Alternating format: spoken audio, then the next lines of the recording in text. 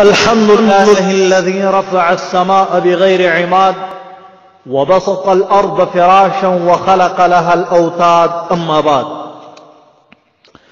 جماعت المسلمین غیر مقلدین اور مذہب بیزار لبرل قسم کے لوگ اکثر یہ اعتراض کرتے ہیں کہ جی مذاہب چار ہیں، اب ایک عام آدمی چار مذاہب میں سے کسی ایک کو ترجیح کیسے دے گا؟ اگر کہو گے کہ دلیل کی بنیاد پہ ترجیح دے گا تو یہ باطل ہے، اس لیے کہ اس بیچارے کے پاس تو اتنا علم نہیں ہے کہ چار مذاہب کی طرف منسوب فقہ مدونہ کا مطالعہ کر کے بعد ازاں کسی ایک مذہب کو اختیار کر لے۔ اگر کہو گے کہ بغیر دلیل کے کسی ایک مذہب کو اختیار کرے گا تو یہ بھی باطل ہے، اس لیے کہ اس طرح کرنے سے ایک عاقل آدمی ساری زندگی اس الجھن اور پریشانی میں مبتلا رہے گا کہ میں نے ایک مذہب کو اختیار تو کیا ہے، لیکن یہ بھی تو ہو سکتا ہے کہ دوسرا مذہب یعنی مذہب شافعی، مالکی یا حنبلی وغیرہ صحیح ہو۔ تو یہ ایک ایسی پریشانی ہے جو انسان کی پوری زندگی کو اجیرن بنا ڈالے گی، یعنی ایک نہ ختم ہونے والی پریشانی ہے، انسان کے بس ہی میں نہیں کہ اس کو تاموت برداشت کر لے۔ بالفاظ دیگر اس کو تکلیف ما لا یطاق کہا جائے گا، یعنی انسان کو ایسی چیز کا مکلف بنانا جو اس کے بس ہی میں نہیں۔ حالانکہ یہ چیز آیت قرآنی لا یکلف اللہ نفسا الا وسعها کی روح سے باطل ہے۔ تو پتہ چلا کہ چار مذاہب میں سے کسی ایک کو اختیار کر لینا تکلیف ما لا یطاق کے قبیل سے ہے، لہذا چاروں مذاہب ہی سرے سے باطل ہے۔ جواب: اعتراض کو اگرچہ رنگ کچھ علمی و تحقیقی دیا گیا ہے، لیکن یقین کیجئے پورا اعتراض خالصتاً شک، وسوسے اور جہالت پر مبنی ہے۔ سب اعتراض کو ترجیح کے طرق و اقسام معلوم ہوتے ہیں تو ایسے بیجا اور فضول قسم کے اعتراضات کبھی بھی نہ کرتے۔ دیکھیں، ترجیح کے دو معروف و مشہور طریقے ہیں۔ ایک یہ کہ ہر مسئلہ میں مذاہب اربعہ کے دلائل کا تفصیلی علم حاصل کر کے پھر کسی ایک مذہب کو ترجیح دے۔ ظاہر ہے یہ کسی عامی کی بس کی بات نہیں، اس لیے یہ طریقہ تو ممکن ہی نہیں۔ دوسرا طریقہ یہ ہے کہ عامی کی ترجیح اجمالاً و مختصراً ہوتی ہے۔ وہ دیکھتے ہیں کہ ماہرین فن، فقہاء کرام، محدثین عظام اور علماء کرام کا رجحان و میلان کس طرف ہے، تو ان حضرات کو دیکھتے ہوئے ہی کسی مذہب کو ترجیح دیتا ہے۔ جیسے کوئی مریض کسی ڈاکٹر کے ہر نسخہ کو چیک کرنے کی حیثیت و اہلیت نہیں رکھتا، مگر اجمالاً جانتا ہے کہ فلان ڈاکٹر صاحب کیا تو اللہ تعالیٰ نے ہزاروں مریضوں کو شفا بخشی ہے، اور علاقہ بھر کے بڑے بڑے ڈاکٹرز اس سے مشورہ لیتے ہیں اور انہیں اپنا مقتدا مانتے ہیں۔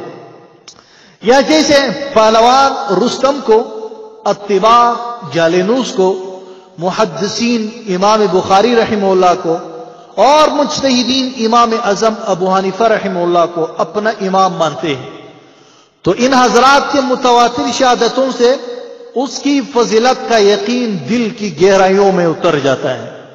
اسی طرح عامی آدمی کے دل میں ایک امام کی فضیلت کا اعتقاد اتر جاتا ہے، اسی لیے اس کی طرف منسوب مذہب اور اہل مذہب کی طرف مائل ہوتا ہے۔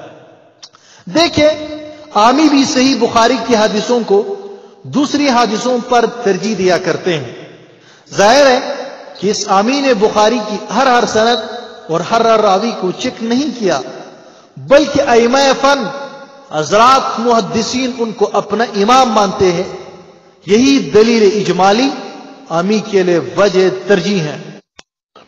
دوسری بات یہ ہے کہ بعض اوقات عوام کے لیے وجہ ترجیح سہولت ہوتی ہے، جس طرح یمن میں حضرت معاذ رضی اللہ عنہ کے اجتہادات سہل الحصول تھے، یعنی آسانی سے لوگوں کو حضرت معاذ رضی اللہ عنہ کے فیصلے اور فتوے مل جاتے تھے۔ اسی طرح پاک و ہند میں حنفی مسلک کے مفتی ہر جگہ موجود ہیں اور یہی مذہب سہل الحصول ہے، اس لیے ان ملکوں کے تمام محدثین، فقہائے اعظام، مفسرین، سلاطین، مجاہدین، سب کے سب امام ابو حنیفہ رحمہ اللہ کی تقلید کرتے رہے ہیں، اور یہی میں اس کے لیے سہولت ہے۔ تیسری بات، عوام اہل اسلام یہ بھی جانتے ہیں کہ اختلاف دین و دنیا نہایت مضر اور نقصان دہ ہے، جبکہ اتفاق و اتحاد مطلوب و مرغوب ہے۔ دیکھیے خود رسول اللہ صلی اللہ علیہ وسلم نے فرمایا کہ افضل نماز وہ ہے جس کا قیام لمبا ہو اور قرأت قرآن زیادہ ہو، مگر جب حضرت معاذ رضی اللہ عنہ کے لمبی سورت پڑھنے سے جماعت سے ایک آدمی کٹ گیا تو آپ علیہ السلام سخت ناراض ہوئے اور حضرت معاذ رضی اللہ عنہ کو سخت الفاظ میں تنبیہ کیا۔ حالانکہ حضرت معاذ رضی اللہ عنہ نے سنت کے مطابق نماز پڑھائی۔ الغرض اگر ایک واجب کے ادا کرنے کے دو طریقے ہوں مگر ایک طریقہ میں امت کا اتفاق رہتا ہو، دوسرے طریقے میں اختلاف پڑتا ہو، تو جو طریقہ اتفاق والا ہوگا وہی راجے رہے گا۔ چونکہ اس ملک میں شروع سے ہی سب حنفی مسلک پر رہے ہیں، اس لیے عوام کے لیے بھی ترجیح اسی مسلک حنفی کو ہوگی، کیونکہ اس صورت میں اتفاق رہتا ہے۔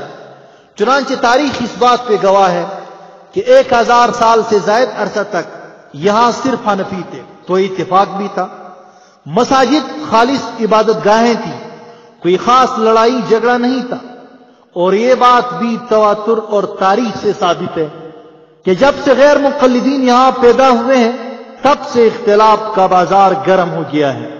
ہر مسجد میدان جنگ بن گئی ہے، سینکڑوں مساجد کو تالے لگے، ہزاروں روپے مسلمانوں کے مقدمات میں گئے، اور بعض مقدمے ہائی کورٹ سے گزر کر لندن تک پہنچے، اور یہ فتنے صرف تقلید امام سے انحراف کے نتیجے میں ظاہر ہوئے۔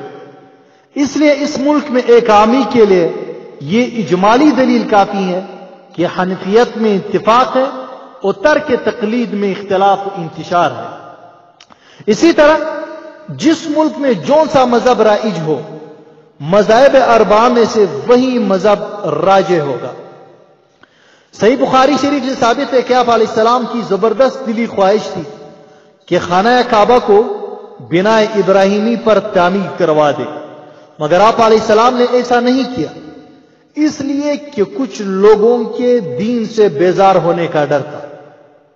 اس سے معلوم ہوا کہ اگر کسی طریقے سے دین بیزاری کا خطرہ ہو اور دوسرے طریقے میں یہ خطرہ نہ ہو تو جس طریقے میں خطرہ ہو وہ مرجو ہوگا، اس پہ عمل نہیں ہوگا۔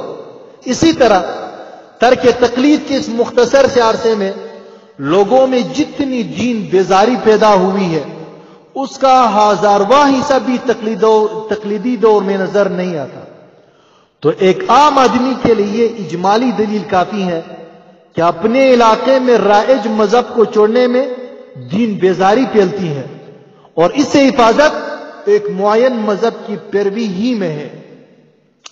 یہ بھی یاد رہے، ایسے اجمالی دلائل جاننے کی وجہ سے کسی ایک مذہب کو ترجیح دینے میں اصطلاحی طور پر یہ عامین نہ مقلد ہے نہ مجتہد، کیونکہ تقلید فروعی مسائل میں کی جاتی ہے۔ جیسے بخاری شریف کی حدیث کو ترجیح دینے کی وجہ سے عامی آدمی مجتہد نہیں بنتا، بلکہ یہاں پہ بھی یہی مسئلہ ہے۔ ہاں لغتاً ایسے آدمی کو مقلد یا مجتہد آپ کہہ سکتے ہیں۔ ایک جواب یہ بھی دیا جا سکتا ہے کہ ترجیح کا سوال تو تب پیدا ہوتا ہے جہاں مذاہب 2، 3 یا 4 موجود ہو۔ ہمارے علاقے میں تو صرف ایک ہی مذہب حنفی موجود ہے، لہذا ترجیح کا سوال ہی غلط ہے۔ البتہ جس خطے میں، جس علاقے میں ایک سے زیادہ مذاہب موجود ہو تو وہاں یہ آدمی طرق ترجیح سے کام لے کر کسی بھی مذہب کو ترجیح دے سکتا ہے، کیونکہ چاروں مذاہب صحیح اور حق ہے۔